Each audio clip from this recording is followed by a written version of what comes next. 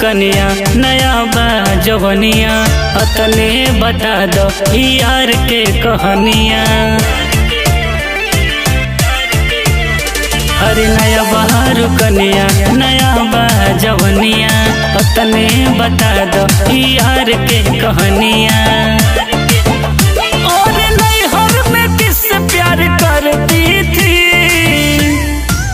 हो एक ऐसा वो लड़का था जिस पे मैं तो मरती थी।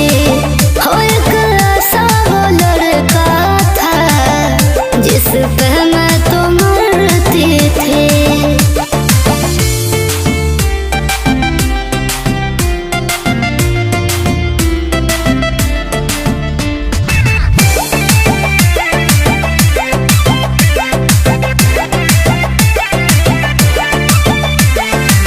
हमर लभर रहे भइल शादी पहिल तो हमरे पर है उड़ाजी। सुनो ए राजा मानी बात आज बस सुहाग रात कोरी नखराना हमर धोली ही हाथ। और किसके लिए सजती संवरती थी? हो एक ऐसा वो लड़का था जिस पे मैं तो मरती थी।